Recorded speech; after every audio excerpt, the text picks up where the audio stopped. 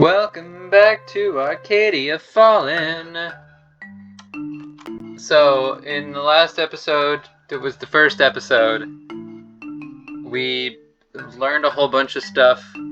We went out to go find a thing. We had to get lavender from the flower shop. Then we heard the bard tell a story. And now we are going back home, I think. You've almost reached home, but come to a halt when you hear someone cry out. Your head whips around toward a dark side street. The people around you keep walking, ignoring the sound even as it grows louder. Can't they hear? You glance around but see no reaction. Everyone just carries on apathetically. You know you should probably do the same. You can vividly imagine Elizabeth's disapproving stare, but the darkness of the alley beckons you. You leave the busy street to investigate. A man is standing over the form of a young girl, or what appears to be a girl. Really? There's no need for this. Aww. I was simply a bit lost, you see. I didn't mean to wander into your town uninvited. Just let me go, and I'll be out of your hair for good. Gone. Whoosh. You expect me to believe that, spirit? I am not fooled by your petty tricks and illusions. I see you, and I am going to make sure whatever wicked scheme you have planned ends right here. I swear, I'm not planning anything. Demon spawn like you don't belong in this world. Die, you filthy creature! He's gonna kill her. You have to do something, but what? No! Stop that! You're hurting her! The man spins around. His eyes are crazed, dangerous, and familiar. Is it the mean guy from the store? Of course it's the mean guy from the store. A chill runs down your spine as something flashes in the man's eyes. You could have sworn they almost looked red? You're that old hag's apprentice, aren't you? You lure people with your pretty potions and promises of healing. But in the end, you're just the same. Is this music loud? I feel like maybe this music is loud. I had forgotten that I had turned it. Oh yeah, that's probably loud.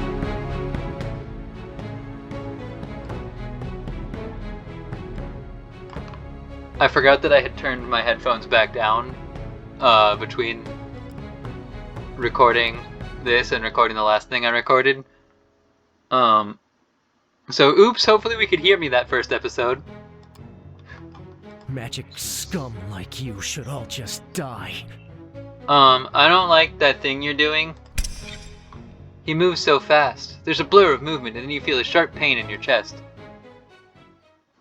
You look down and see the hilt of a knife, a bloom of red growing outwards, staining everything. Aw, man, I died. Weirdly, you almost don't feel the pain.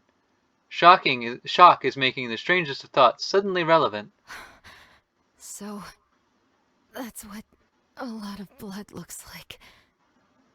It's thicker than I imagined and more red.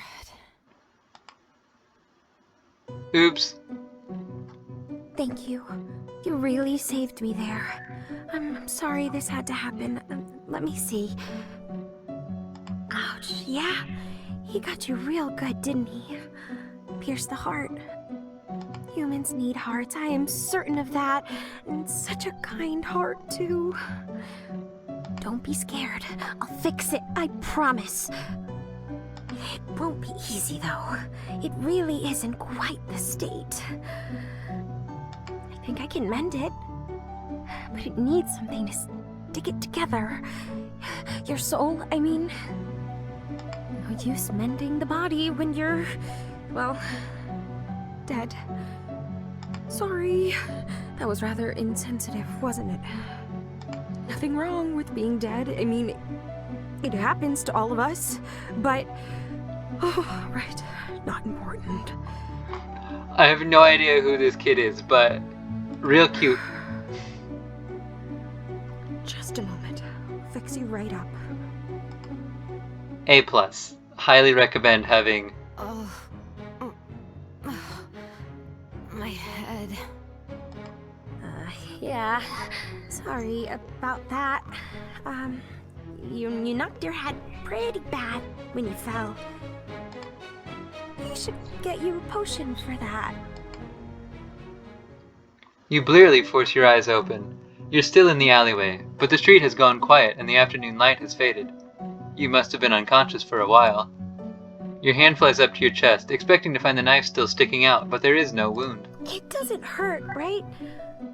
Honestly, I don't know much about human skin, so I kinda just stitched it together the best I could.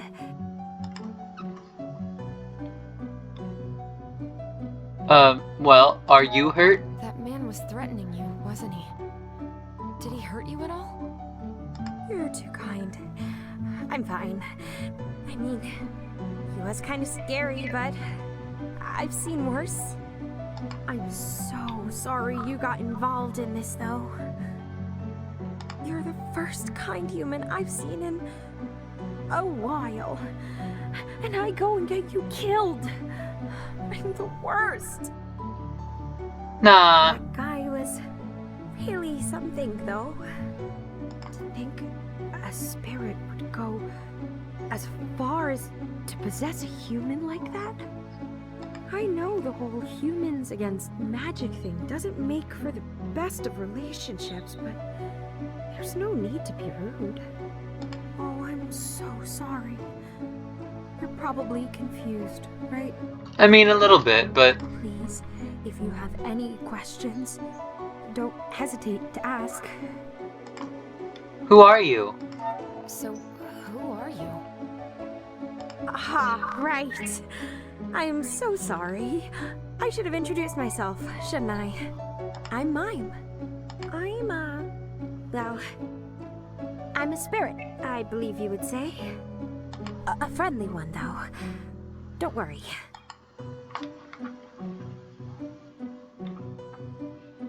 So that guy looked like some kind of monster? That guy. His appearance changed all of a sudden. The horns, the red eyes. He looked like some kind of monster. My guess is that some mean spirit latched onto his anger and possessed him. The spirit must have been quite powerful, too. Spark a physical transformation like that? I wonder what it was doing here. Anyway, the best course of action would be to stay far away from that guy, but I guess you already figured that out the hard way. Okay, I need to turn the music down further, and I need to turn the voices up louder.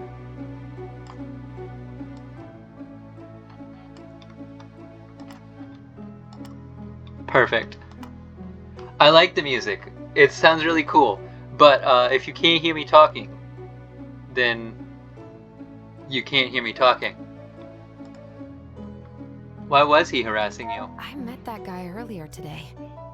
He wasn't nice back then either, but the way he treated you was horrible. Well, you know, humans don't usually care much for spirits. They're supposedly illegal, after all. Chaotic magic, dangerous, yada yada. Well, we'll have to fix that then, won't we? Because you're just a baby. This guy was particularly aggressive about it, though. His heart has a lot of hate inside it. Which is probably the reason why the mean spirit decided to take it. So, thank you for saving me, but why are you still here? Aren't you afraid more people like that guy will show up? Well, you see, I might be kinda, sorta bound here to you. What? I didn't mean to, I'm sorry. But you were all dead and broken, and all the pieces didn't want to stick together, and I panicked, and I may have somehow linked myself to your soul in order to bind it to your body. Mime?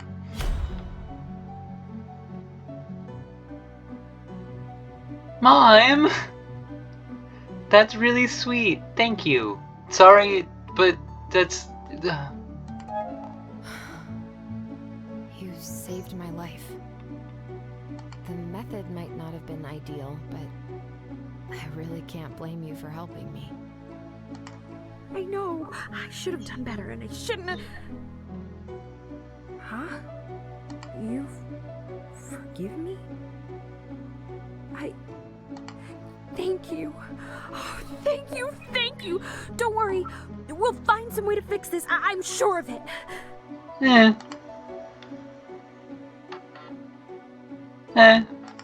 If we work together, I'm sure you and I can find a way to fix this. Thank you. You're right.